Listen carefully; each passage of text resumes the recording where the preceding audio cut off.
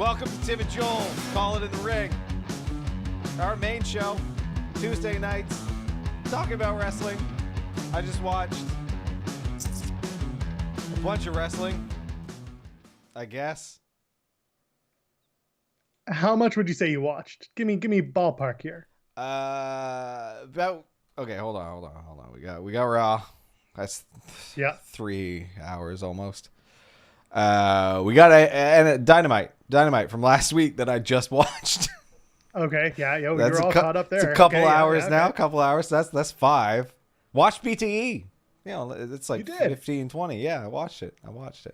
And then NXT, because that's the other one we talk about. That's another couple of hours. But I watched the first like 45 minutes of that a little while ago. Oh, and Backlash. I had to rewatch the first hour. So too many hours. Right.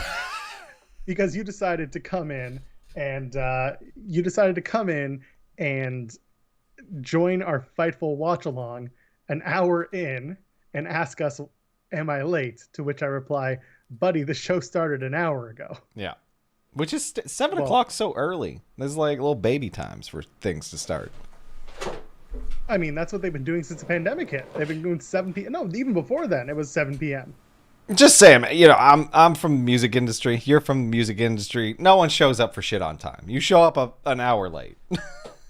Buddy, they've been there since like 2 p.m. in the afternoon. Not me. Anyway, whatever. I didn't watch the pre-show because I got to see it again on Raw anyway. So. Good point. Well, you know what you don't have to see twice? You get to see it more than one time.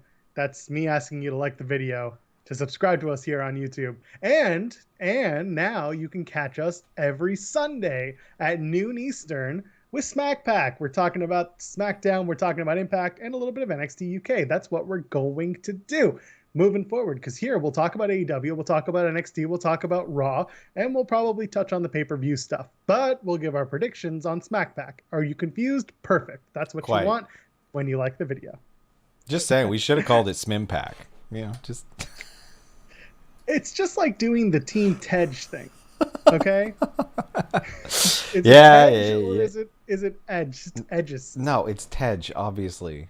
One makes a lot more, like, linguistic sense, I think.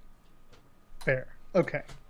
Let's talk about Raw. Let's talk about WrestleMania Backlash. We'll kind of weave everything together, shall we? And then, of course, we'll get to the Backlash stuff with the Smackdown stuff when we get to SmackPack on Sunday. Cool? I guess. Right off the hitch, I just want to talk about our friend Lilly and our friend Lexi. Yeah. Our demon friend.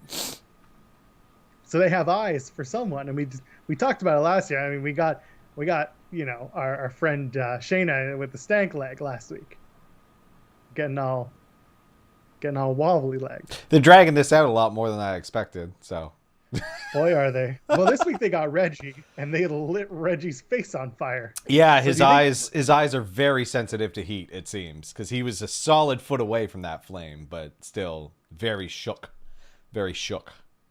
Everyone was shook. I mean, who expects fire to come shooting out of a ring post? That's unnatural, Tim. You don't expect that. I mean, anyone who's been in the WWE, yeah, exactly. It's been a while. You know, you should always be on edge. It's a harrowing place to work. I will say this.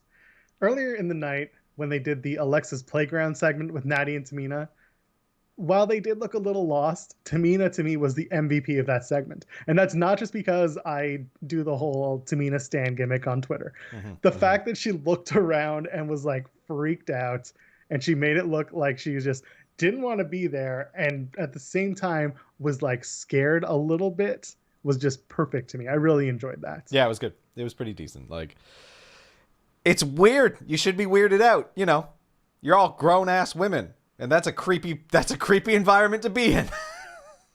Apparently. For grown-ass women. So apparently being a grown-ass woman in WWE, it used to be scary because of the men. Yeah. Now it's scary because there's someone with magic powers trying to kill you at every turn. I mean, that's been a staple of WWE. There's always been a lunatic with magic powers ready to kill you at any, turn.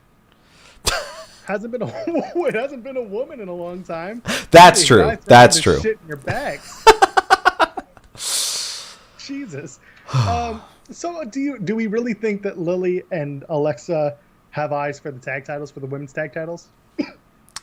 Ah, yes. Yep. Probably.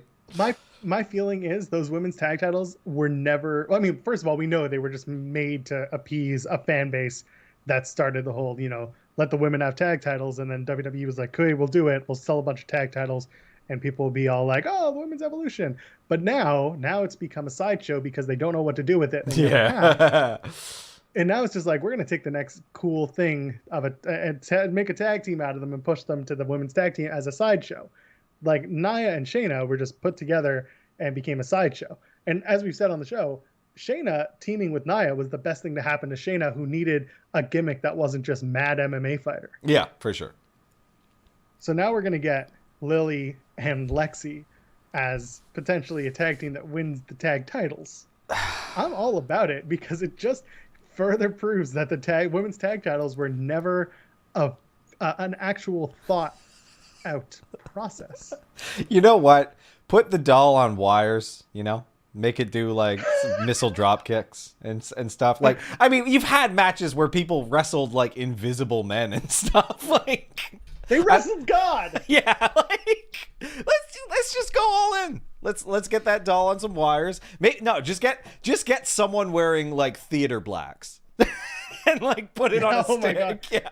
Yoshi, so that's the Yoshikiko story. Like, that's the Japanese doll they bring in. They always have someone in full theater blacks wrestling as Yoshikiko. It's the same thing. And then they did a whole. But the thing precedent. is, here's how they paid it off recently. Last year at GCW, they paid it off. Joey Janela was facing Yoshikiko. It was a whole full of laughter match. And then Yoshikiko's handler, quote unquote, took off the mask, and it was Lio Rush. And it became a Lio Rush versus Joey Janela match at the next show. And that's great. You can pay that stuff off. Yeah. I don't really expect WWE to do anything. No, they're not going to do anything like this. They're gonna, what I'm saying, it's not entirely impossible to do something with like making chicken salad out of chicken shit. Like, that's normal. That's not normal. That's a wrestling saying. Is that a saying? That's horrible. Yeah, it's they're an unpleasant. They're an unpleasant people. These carnies. We're being asked in the chat by our friend Ron, they asked, would the tag titles on Lilly and Alexa be worse or better than Braun and Nicholas? No, totally equivalent. No problem. I actually think it would be better on Lilly and Alexa because they could tell more story out of it. Braun and Nicholas was a one-time WrestleMania payoff. True. That was like the next night they vacated the tag titles because Nicholas had to go back to school. Yeah, children are expensive and difficult to work with in film, so... Exactly. Too many rules. So Natty and Tamina are here. They're the tag champions. They're having a rematch against Shania Payne for whatever reason. I don't know why Rematch City has to happen, especially because the McMahons told us once upon a time that there are no more rematches. But I do like that Lana and Naomi and Dana and Mandy, they were kind of staking their claim for a match. Yeah. I mean, honestly, I want to see a new team. This is all what I would just call is content dilution, right? Like, you're taking the ideas you do have and stretching them out over several weeks, because the name of the game nowadays, like we've talked about several times, is just content creation. It's quantity rather than quality. And like, to come up with good ideas is difficult and time consuming. So they probably have some ideas and they're just stretching it out a little longer, right? Which is fine. So we get the rematches, we get the 50-50 booking, we get the distraction finishes and every configuration of 6-man, triple threat, etc. matches. Like, it is what it is. There's also the fact that the next pay-per-view, because they run pay-per-view to pay-per-view, is not until June. It's a month away. Damn. Like, they have so this is a bye week. Yeah. But the thing is, this shouldn't be a bye week because they're coming off of a pay-per-view. They should have something, at least the aftermath of something, to move into the next steps or start planting the seeds. It's a very strange trope that they can never get themselves out of. The night after a pay-per-view, they don't start anew, or they don't necessarily continue things. They just kind of let them sit. Like, that's the thing. As part of the format, the medium of this, like, I expect people to just not talk or see each other the next day after the pay-per-view. Like, when their feud is done, when that big blow-off match happens, I expect them to both to just move on to random different shit. And, like, I don't even question it because it's part of how this is done and structured.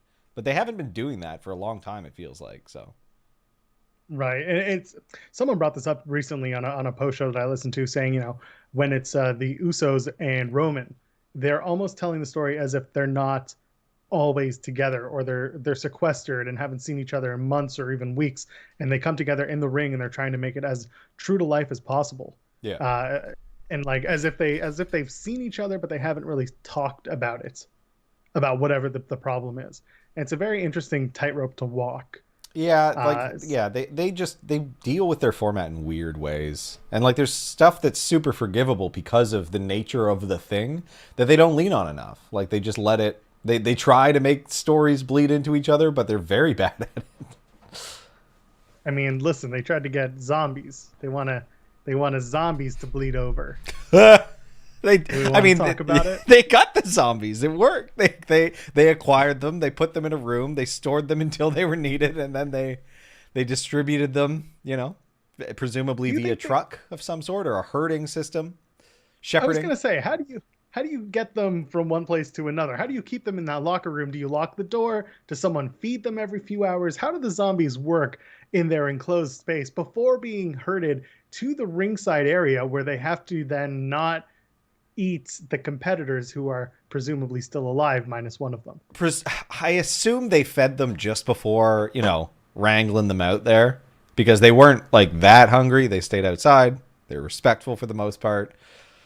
Yeah, I assume someone in the back's just got a bullwhip, like, yeah, and like getting them down there. But yeah, they must have fed them a little bit. Who knows? I can see Michael Hayes, old ass Michael Hayes, with a bull rope in his fancy, like neon colored suit, just with a bull rope. Ha! Yeah! Taking down a bad street. Yeah! Yeah, like it was just like, oh man, paid advertisement. It is what it is. Phenomenal. I enjoyed it because wrestling to me, it was fine. It's fucking fun. I'm sorry if the swearing gets you past. I don't care.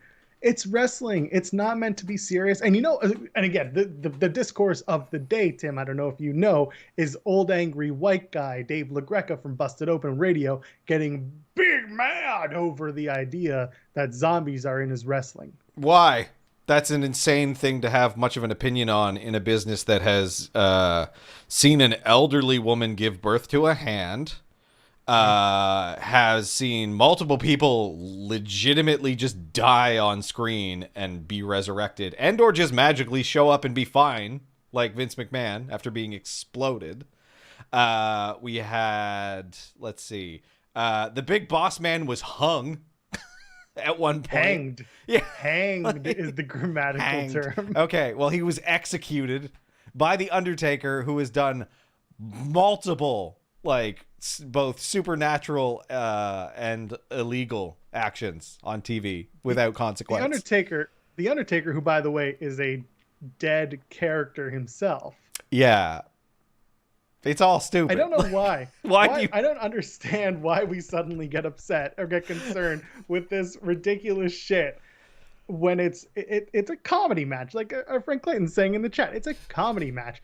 People who were concerned are the ones who don't understand the idea of just go. If you're on the microphone like we are, just saying, the match happened. It wasn't for me. Let's move on. Yeah. It's a pretty straightforward thing to do. But for some reason, because we live in this weird ass wrestling bubble where everyone has to get mad for engagement points, that's what works right now. And it's garbage. Yeah, man. Like I wish there was this level of outrage in the past when they were doing just like awful, like offensive shit. So, well, we're going to get to this later when we talk about AEW. But there was less offense over the Cody promo than there has been to the zombies. And we're going to talk about the Cody promo. And the LaGreca stuff may have been totally performative. I get that. I see the chat saying that. I get that. Absolutely. But the point that just adds to my point about using negativity to drive your engagement, and that doesn't work. At least not for me. I get that for some, it's all they do because I watch post shows that say, "I don't watch Raw. I rely on your reports or I rely on your opinions." I don't care about the opinions of others on the TV shows I watch. I respect them. I listen to them, but ultimately it doesn't alter my feelings towards the show that I'm watching. Yeah. It might give a little bit extra insight. That's about it. Why would you comment on a show that you don't watch, though? Like, I watch Raw because we do this show. I wouldn't watch it otherwise, probably. But you want me to watch it, so I'll watch it. It's fine. And then we can talk. But I'm not going to talk about it if I didn't watch it. Like, that just seems silly. Yeah, and some people just want an excuse to be upset, and I don't understand it. Yeah. I think this is a theory that I've kind of sat on for a long time. It's the idea that for the wrestling fans who see wrestling as sport, they get big mad over things like zombies. Those people are For the insane, wrestling- though. That's stupid. That's a stupid thing to see. It's not a sport. I know. Watch actual see it. wrestling, which is an actual sport. I know, and I see it out of the people who are watching wrestling. And if you look on their social bios, it's like, I'm a football fan, I'm a hockey fan, I'm this team and this player and that player. That's all I got. I just like that, and I'm an American. Sorry, they're not all just Americans, but my point stands.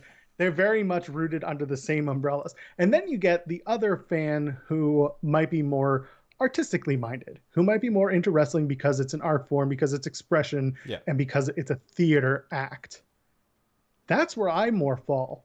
Yeah. I'm more of a story guy. I like the storytelling of wrestling. I like the artistry and the theater of wrestling. Therefore, I don't get big mad over that stuff. I'll look at it and I'll be like, sometimes it's dumb, and I will laugh at it.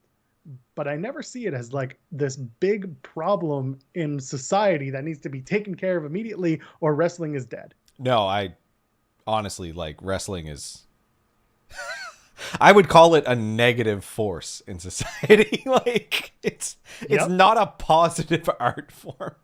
It is an art form, and it can be cool, and maybe in the future it could be like a positive force. But I would say that on balance, it has done more harm to the world than good. Like, and I enjoy it. Like, I enjoy it. It's fun for me. Like, I'm largely there for like the comedy of it, and the bitch and abs. So many cool abs. Right? Yeah. God, they are in such better shape than I will ever Exactly. So, you know, and the athleticism is great. Like, I like the tumbling part of it, but it's like, it's a circus act, right? It's not like, I watch sports too. There was someone who was complaining about the La Greca stuff on Twitter, and I sided with her mostly, but it was just like, she also took a point of distinguishing between real sports and like scripted wrestling. And it's like, honestly, if you get that angry about real sports, you're kind of a nut too. Like, I don't really give it, like, it is unhealthy to care this much about stuff that has no effect on you and you are not involved in. I know who you're talking about, and I'm sure other people may have an idea. And that person is generally very on point with their tweets and with their commentary. This was one time where I was just kind of like, I'm not so sure. Yeah. Oh, my camera appears to have frozen. Yes, it has. It's okay. You'll fix it. So meanwhile, we have, going back to the zombies real quick, no Miz on Raw because apparently he has a torn ACL, which is his first major injury. So we're unsure of the timeline. Could be a tear, could be something else. Don't know if it's full tear or partial tear. Either way, that could be the difference between 3 months and 9 months. Either way, it sucks not seeing Miz on Raw because, especially last night, it was the season finale of Miz and Mrs. So for them not to be able to at least push that a little bit, that kind of sucks. I like it's Miz. a bummer. I always did.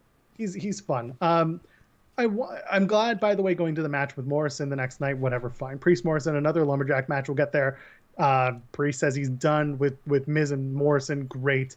Now we can maybe focus on moving Priest up further. Yep. Cool. I thought that was a good match too. Like, are we going to get to that? We're still going with the backlash stuff, I suppose, eh? How do you mean? I don't know. Anyway, Priest and Morrison was very good. I love John Morrison. Great stuff. I don't want to talk about the match more anymore. No, there's nothing more to talk about. It was fine. It was a great match. There's not much more to say about that. So Nikki Cross was one of the Lumberjacks, a Lumberjill, if you will. Sure. I don't know how you felt about seeing her out there. I didn't I saw a lot notice until people commented on it. And that's what I was gonna go with. I saw a lot of people saying, "Oh my God, Nikki Cross, she's on Raw. That's huge. She hasn't been on Raw since blank whatever date or early 2021." And I just said, they're just placating you, putting her on TV. She's doing a tweet along tonight for NXT. Like they've done that with like Naomi in the past too. Like I didn't think any. She's employed by WWE and on the Raw roster, so her being out there is not a surprise. She's not injured. She's not sidelined. Like I get she hasn't been on TV, but it's a lumberjack match. They just throw whoever out there. Mansoor was out there too. We haven't seen him in 2 weeks. Like I didn't even realize Mansoor was out there until I talked about it with someone else. Mustafa Ali was out there too. Like with Extinction, I'm just gonna call it because that's what they're clearly going to call them and have not articulated as such yet, but they didn't even interact, so it's just like I was waiting for them to say something about Extinction during their promo, and then they hinted at it. They keep hinting at it. They did it. Yeah, one day it's gonna happen. It's gonna happen, and I'll be like, they did it. So Nikki Cross comes and she maximizes her minutes, as they're saying in the chat. But I have a theory, Tim. I think we have a new tag team coming up. Is it the one? I think Nikki Cross is gonna team with our MLM queen, baby. I think Eva Marie is going to take Nikki Cross under her wing. Yep. Because she wants to not only be a star, she wants to pass on her star capabilities, her star-making abilities to others. Yeah, a heroine like Angelina Jolie. Yes. Oh my God, I loved it. So now we're transitioning. Is she an MLM queen or is she a self-absorbed failed actress? Both are tremendous. That's actually a very well put together gimmick. Honestly, like not bad. If only she didn't come off as dry as old bread in front of a camera. Whenever she delivers lines, there's like zero emoting. It's like the most robotic shit ever, and I don't understand. Like, just gussy it up a little, Is that what it is? I have no idea. Because if that were levels, that's like big brain. if she's so self-absorbed and like cannot act for shit, and they lean into that, that's great. But yeah, I think maybe she just can't act. I really enjoyed the part where there have been people saying, "Oh, she wants to help people. She's coming back as a face," but at the same time, she's self-indulgent. That makes her a heel. What is she? Think about the American context, though. Like, does that make her getting there? Someone else did that himself. But it's the same thing, right? Like what most of the world sees as negative is not necessarily what a large part of the US would see as negative. Yes, that's fair. Either way, I mean, she's coming back as a face. No, she's coming back as a heel. They put a date on it. They put a date on it, didn't they? 2 weeks I don't or think something? they did. No, still nothing? Damn. No, Frankie Monet's in 2 weeks or whatever. Yeah, Frankie Monet is next week. Okay. All right, real quick, going back to WrestleMania Backlash 305 Live. Drew, Braun, Lashley, my God. Great match. Big show. Yeah. Big, good stuff. Okay, fine. Spearing Lashley through the LEDs, good stuff. But Braun very believable compared to zombies. A man getting electrocuted by, anyway. So Bobby retains his world title. Are you happy? Yep, very pleased with that. Good. No qualms at all. Next night is the Open Challenge, but first, of course, we get Bobby and his women. I'm an alliteration guy, but I'm also not a complete piece of trash human being. There was something for that, right? Yeah. Like that had to be for a reason other than just. So it's funny because remember we talked about how MVP and Bobby were a thing in TNA when Bobby was the champion. They did the same thing, but with 3 women when Bobby had retained a title. They're kind of recycling stuff from 5 years ago from TNA, knowing that no one watched except for like 3 people on Twitter who then tweet it out and get absolute engagement out of it. It's perfect. I love it. Work smarter, not harder, baby. That's just good business. So the Open Challenge is answered by Kofi. Sure, why not? All night, all the other wrestlers were teasing Mace, T-Bar, your buddy's extinction. Sheamus did it after his match. Damian Priest after his match, but of course it was the prelude to the main event, so we were kind of like, eh. But I like the idea that he wants that title. I'll give him that. Yeah. And of course Shelton Benjamin, which renews hostilities with Cedric Alexander. There's at least some stuff going on that continues other stories while everyone wants to be at the top of the mountain. Yeah, I thought I'm it okay was with yeah, that. it was really good. It was one of the better like through lines on Raw this week. And again, like given the context of a sporting, like everyone wants that. It's great. Good stuff.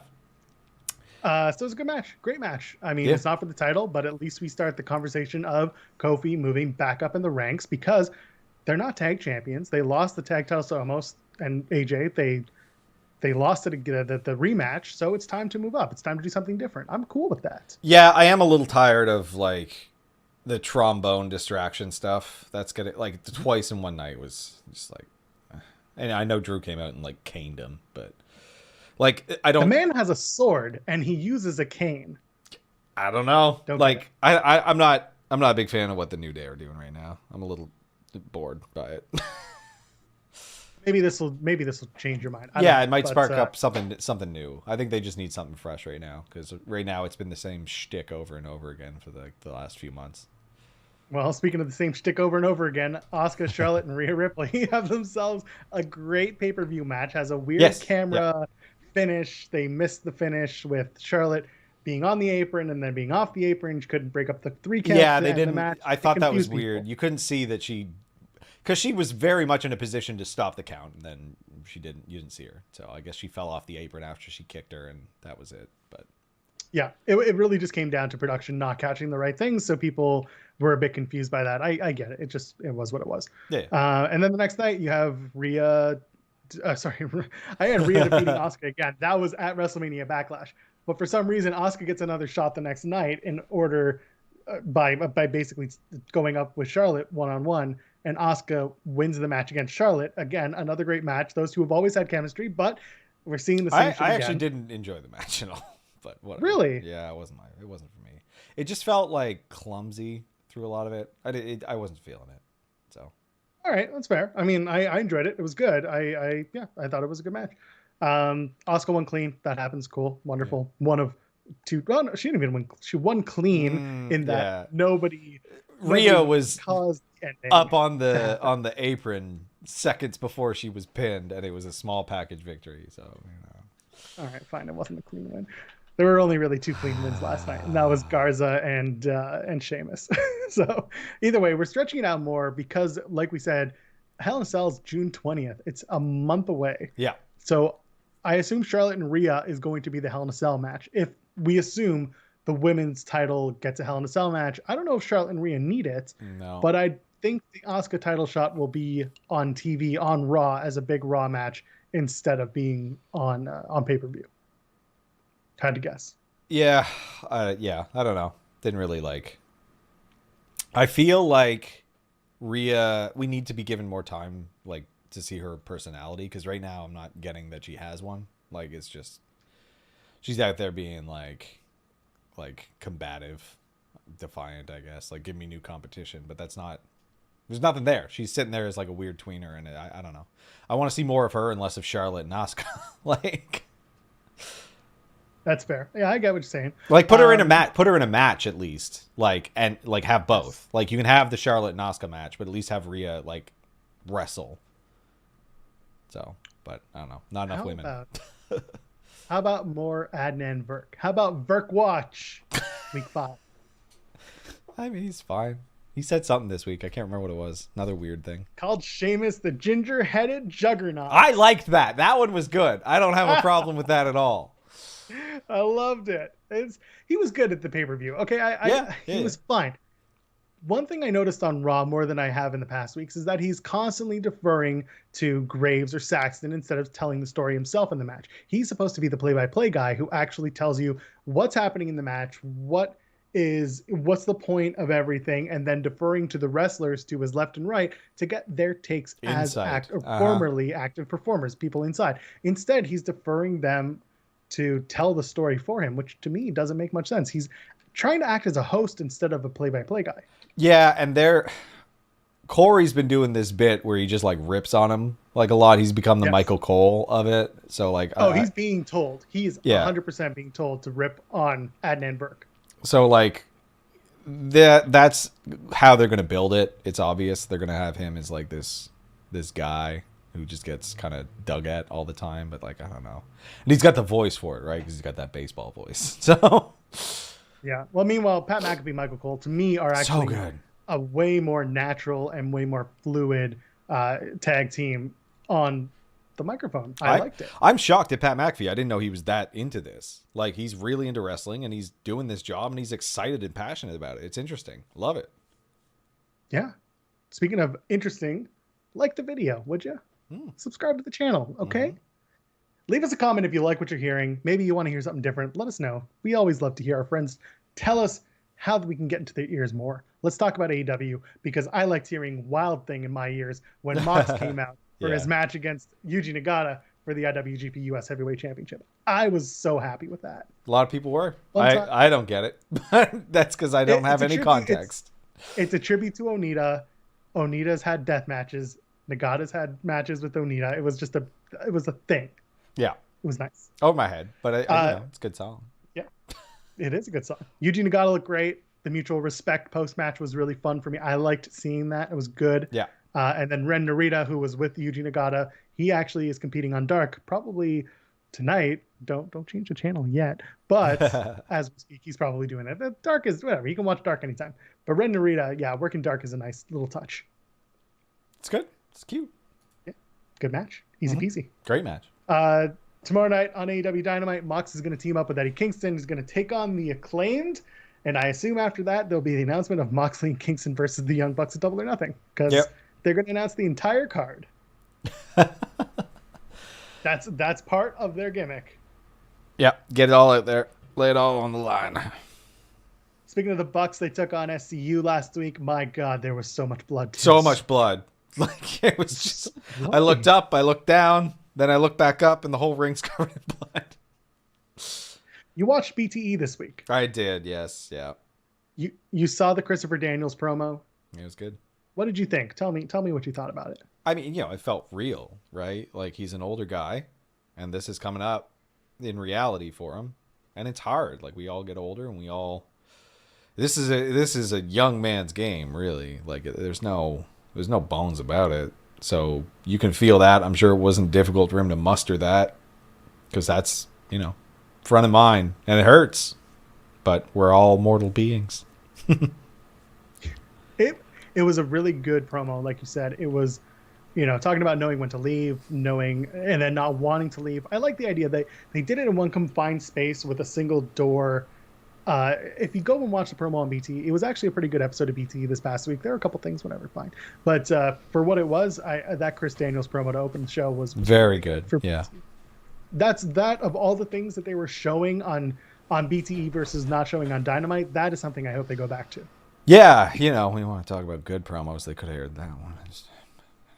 Well, they might do it on Wednesday. Who knows? They might. That's fair. Give them time. The Heel Bucks' characters aren't doing it for me, but Heel Bucks' wrestlers are starting to get me going. I like them now. That I Love You, I'm Sorry was pretty dope. I laughed. I wasn't paying as much attention at the moment, and I saw it, and I was like, "What?" It's so good. And they're hateable. They're doing tropes that I certainly dislike. This brand name Oat Couture douchebaggery is pretty effective for getting heat from me. So like getting pissed off about bleeding on his stupid shoes, like I dig it. I prefer them more this way than I do his faces. So same. And I'm glad to see them the way that they've been doing this gimmick. It's a lot better watching them as heels who are just completely full of themselves than good guys who do flippy moves and think it's good enough. That was the one thing I could never get with the Bucks. They were so good in the ring, but I always saw them as like, we're trying too much to get the pop, and instead they should be doing it to get the anyway. Finally, before we move on, our thoughts are with Frankie Kazarian, the other half of SCU. He lost his father yesterday. He posted on social media that he lost his father. So our thoughts are with him. Hopefully he does. He's doing okay and has some time to grieve, because it's not easy when you lose a loved one. So just, yeah, our thoughts are with Frankie. Tomorrow on AEW Dynamite, the Young Bucks are going to take on the Varsity Blondes. It's a tag team eliminator match. So if the Varsity Blondes pin the Young Bucks, they get a world tag team title shot somewhere down the line. I think there's a chance that the Blondes win. There absolutely is. Like, I think that they've put together a pretty good little unit there. Like, it's a good gimmick, great wrestlers, talented young upstarts with a bright future ahead of them. I think it'll be good. What happened last week at the end of that SCU Young Bucks match? You had Mox and Kingston tearing up the Elite locker room, wanting to get their hands on the Bucks. Have Mox and Kingston come out and cost the Bucks the match to have the Bucks accept the challenge for Double or Nothing. Yep. Works Makes for me. sense to And me. then Varsity Blondes get the first match out of whoever wins that Double or Nothing match. Yeah. Cody's Double or Nothing announcement last week. Oh, I wasn't thrilled. It was. I have it in my notes. It's that promo. Yeah, man, people got fired up. They were not happy. It was not good. It wasn't good. It also wasn't surprising to me. Like, I watch wrestling fully knowing that, like, the people in charge, most of the people involved, have very different outlooks on the world than I do. like I know that. I don't expect much of wrestling. This is why I don't care. I don't want to meet wrestlers. I don't want to do I know a lot of our peers in this kind of field that what we're doing, they do interviews and stuff like that. You can do interviews. I have zero desire to ever do an interview. I don't really like talking to wrestlers. Largely because I make the assumption that we're not going to see eye to eye on most of life. And I'm surprised when we do. Pleasantly surprised. But like I just like Codys promo was in no way surprising.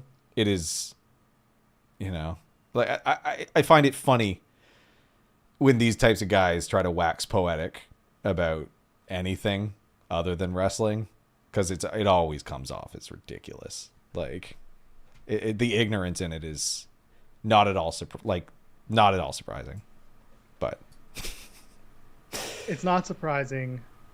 I don't understand how there is no one in the back who can act as a filter. At least try to explain why this is so tone deaf, why it is so remarkably dumb that he would say these things. For all of the positive changes that AEW touts, they are still run very similarly. So I assume that a lot of people do not feel comfortable going to the people in charge to speak their piece about something like this. They're still anti-union. Like, they're still Southern run, wealthy.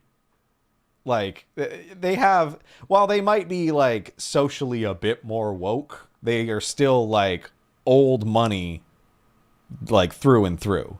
And they all aspire to that dangled optimism at the top, that billionaire status. So I don't know. Right. I just don't think that there's anyone willing to risk their position to counter what Cody has in his mind. Would you consider some of it to be performative more than anything when it comes to the partnerships that they make or some of the stances that they take? Yeah, 100%. Okay, I'm just asking just to gauge your opinion. That's I don't, because again, it's wrestling. It's wrestling, and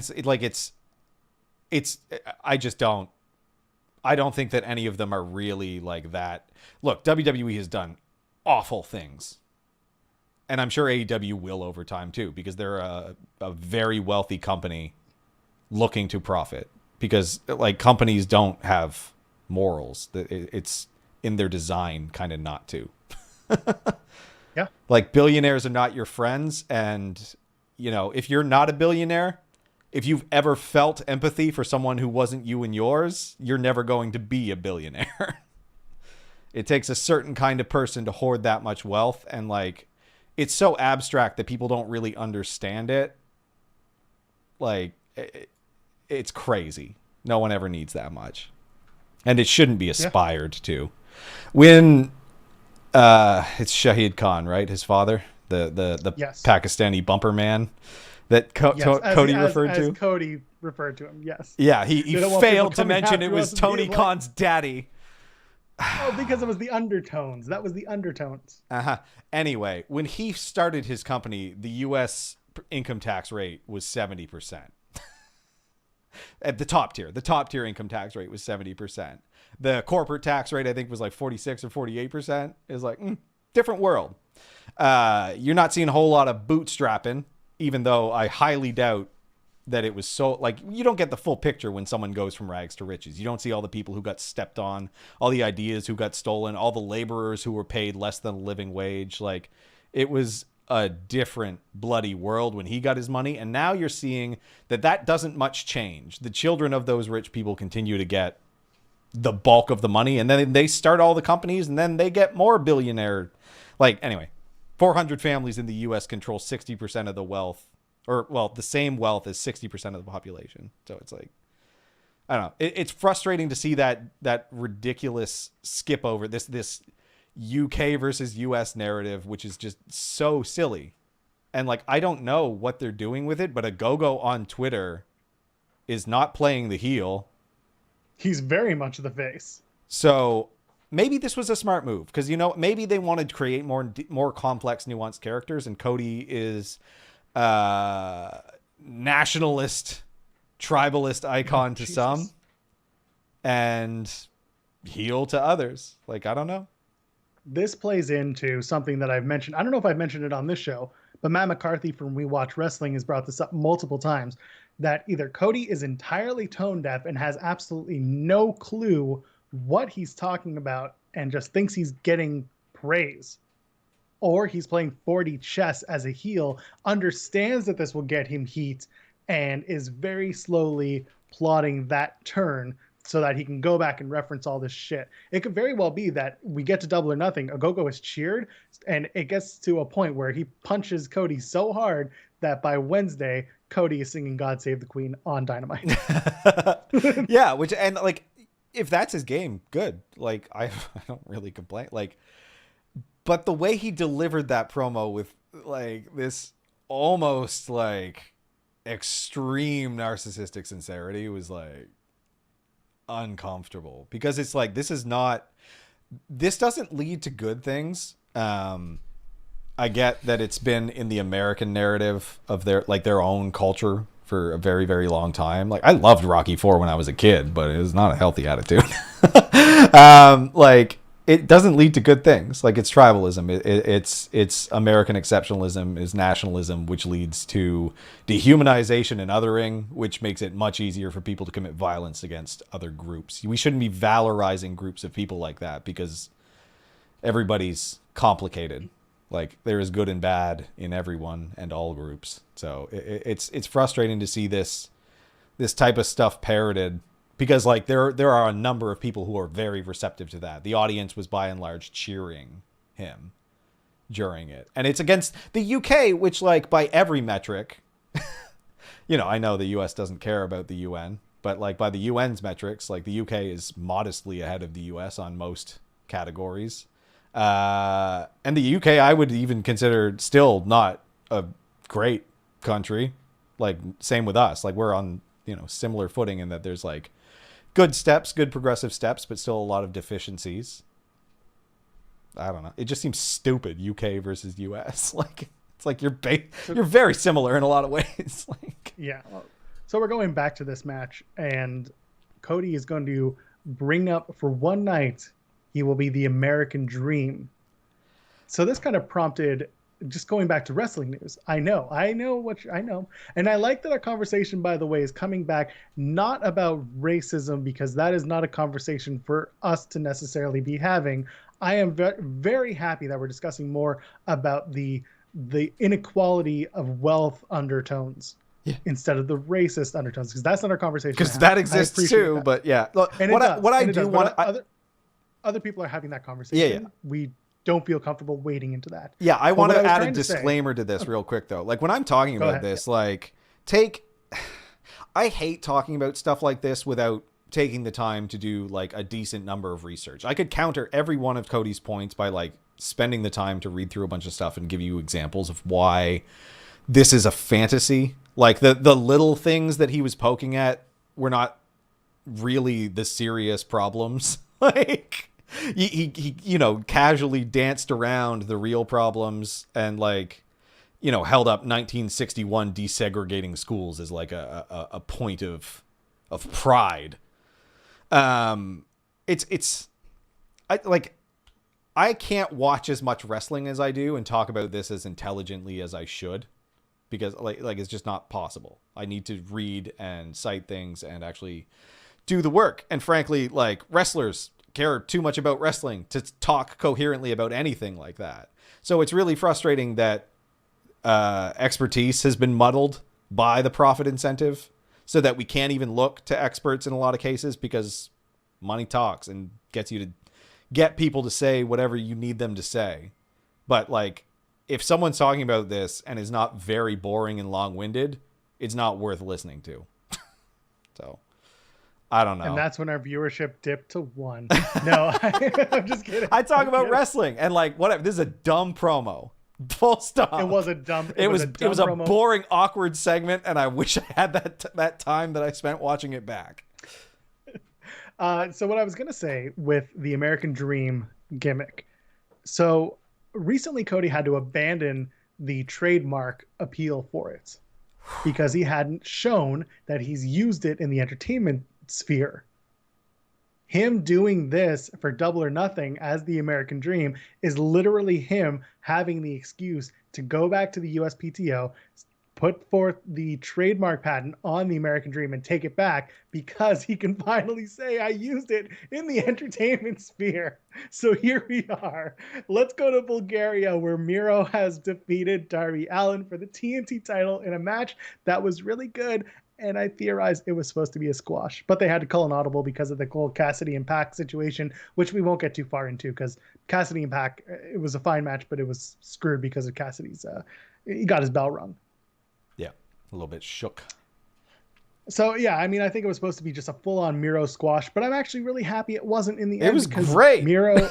Yeah, I liked that Darby had a bunch of hope spots involved. That Lope, where he goes through the bottom rope and hits the cannonball, but bounces off. Oh, it was beautiful. Thing of beauty. So, it was actually, that match was really, really tremendous. Game physics. Loved it. Miro has to get people talking about him now, though. He did a good job. This was a great match for him. His, like, crazed, brute look, like constantly staring into the camera and just screaming like a lunatic, really, really helped. I don't love that Lance Archer is his first competition, but yeah, I mean, Darby was the main event for 4 weeks on Dynamite, like that, and the number was reflected in his popularity. That's where I'm coming from. Miro, and you're right, Lance Archer being test number 1, it's going to be a tough test for Miro, at least to get those numbers and prove that he is a draw. He should be. He's got to be fighting some high flyers that he can chuck around a little bit more. Like, maybe he can do it with Lance. I don't know, but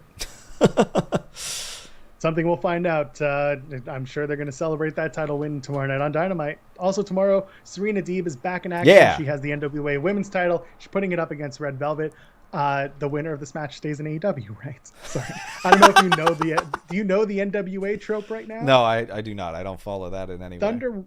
Thunder Rosa and Camille are about to have a match in NWA where the loser has to stay in NWA.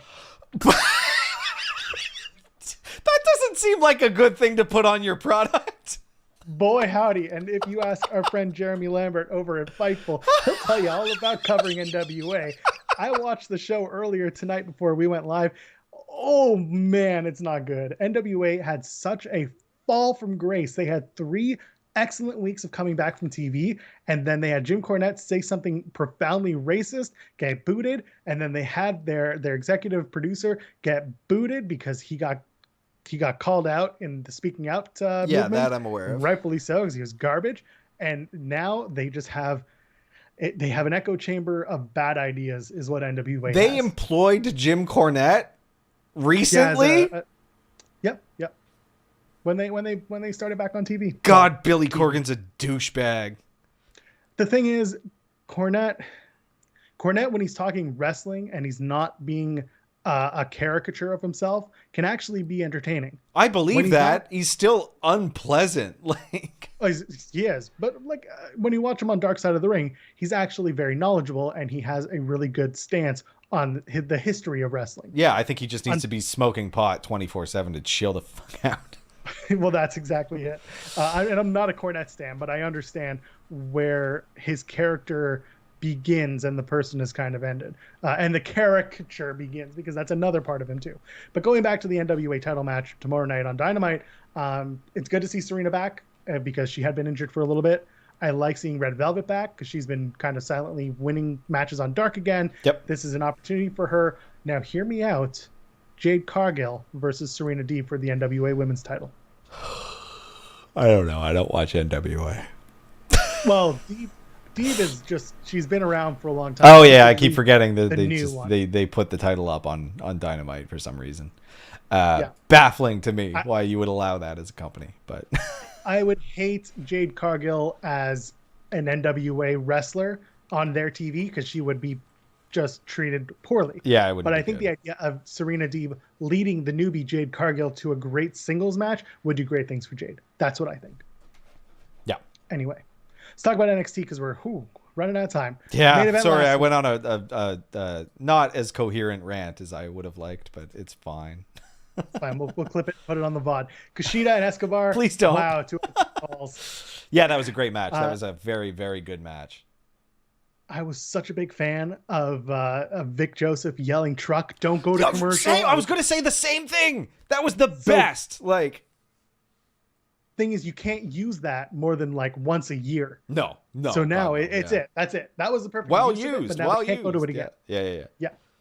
Kushida getting the win on the second fall with that fisherman suplex just shows that anything can be a pinning combination and win. It's unexpected. It looked beautiful. And now what's next for Kushida? What's next for Escobar? That's the question. Kushida needs to go on a run. Escobar needs to move up to the North American title. I wouldn't be surprised if Bronson takes the title from Gargano tonight and Escobar steps to him next. I think that'd be a good feud. Yes. A good feud also, by the way, is Hit Row and their home run promo. They listened to me. And they got someone who could write hip hop to write their new music. It was very good. I'm a big fan. So we got, now it's Top Dollar. We've got Adonis, B-Fab, and of course Swerve. Yeah. I love it. I'm hoping that they can keep it up and have this group kind of dominate. Maybe there's a women's championship in the future for them, a tag match, North American titles. I like that idea. Let the world title be their downfall. Yeah, totally. Like, it went really weird. Like their whole promo was excellent. Like, it was such a great rollout of a new stable and like very, very well done. There was one lyric, I think they said Rowie and Dowie, which was kind of corny, but definitely not unrealistic. Lots of hip hop songs with lame ass shit. And I've heard Usher say boobies in a song. So, you know. True. Leon Ruff has got to recruit some friends, but who? Yeah. Is he gonna take on Hit Row? Because at the same time, he was like unhinged trying to pick a fight on NXT last week. Yeah, I don't know, mate. He answered Pete Dunne's open challenge like he was gonna die. So yeah, he sure didn't take to getting his fingers broken like many people often take their fingers getting broken by Pete Dunne, which is to be fine a few minutes later. But he was hurt. Goes after William Regal too. Yeah. Meanwhile, Pete Dunne and Oney Lorcan are still friends, so that's nice to see. And then I'm assuming we're gonna get Dunne versus Kyle O'Reilly as we get closer to like NXT title contention. That's maybe down the line. Do that again. Until then, talking about Pete Dunne this week, Arash Marquez sits down with Pete Dunne. Really, really like that. And then going back to Lorcan, he had a match against Kyle O'Reilly. Chicken butt. It's good. Cool. It's very good. Cool Kyle is actually an amazing character because he's such a dweeb, but he's such a great wrestler. Yeah, it's very good. And like that whole conversation with Bobby Fish was just so good and dumb at the end. They're just talking at each other in the ring, unmiked. listen. So Bobby Fish is back. He's like, but he has other fish to fry. Got scores to settle. Okay. Yeah, I'm hoping he doesn't flounder on this roster. I'm sure he will. I think he should be maybe a really vicious person upon his return here. Maybe a little bit more sophisticated. I hate you. All right, we'll cut bait. We'll stop. Oh my God. Morgan and O'Reilly. Listen, Kyle O'Reilly was sleazy Kyle in Ring of Honor. Just going back to that. And this is a great opportunity for him to continue telling that weird version of himself. And that's what Cool Kyle is. Yeah. Cool Kyle. Don't you have a hat? I have a hat. Speaking of hats, we've got Cameron Grimes trying to buy mansions in Florida for $20 million. And Ted DiBiase's coming back tonight on NXT. And they're bringing Ted to the CWC tonight. Oh, I like that. Ted DiBiase also said that he's bringing gold with him. Do you think he's going to try and give the $1 million championship to Cameron Grimes? Something like that, yeah. You're not $1 million man yet. Yet. Until I get my $1 million championship. Pass the torch. I've been watching the What's Next little digital series that Mackenzie Mitchell and Alicia Taylor have been doing. Mm-hmm. It's actually pretty good, but they don't promote it, which is great because then they can't ruin it. What they had recently, the gimmick was What's Next was getting a mysterious benefactor. And it turned out Cameron Grimes shows up and he's like, "You get my checks," and they're like, "You didn't think it was you." And then the mysterious benefactor sends a message and it's a video and it's Ted DiBiase. So what happens next? Cameron Grimes goes nuts and it's hilarious. Go and find it and watch it. Why DiBiase? Why? Just loses his shit. It's wonderful. Karrion Kross and Austin Theory is a match that happened last week. Gargano versus Kross is a choice. The wrong one. That would be so weird. We talked about this though a couple weeks ago, I think, right? Or maybe even last week. But there are no defined roles in NXT, and that's going to take some getting used to because see Gonzalez, first name Raquel. Oh yeah. Same thing. But again, the North American title kind of leaving the conversation this week because it's probably going to visit Australia. Yeah. So Bronson Reed and Johnny Gargano in a steel cage tonight will headline the show. Karrion Kross and Finn Balor have a prime target, which those videos are always good. I'm looking forward to that. Ain't much else to say about that. Yeah. Raquel Gonzalez and Mercedes Martinez had a great NXT Women's Championship match. Yeah, maybe not. Good. I don't really. It's fine. It's fine. It was good. It was kind of rough. To me, it was rough only because Martinez is the type of woman who can lead a match. She's a ring general. Something was a step off last week. Don't know what it was. But on socials, they did a post-match gimmick. Did they? Yes.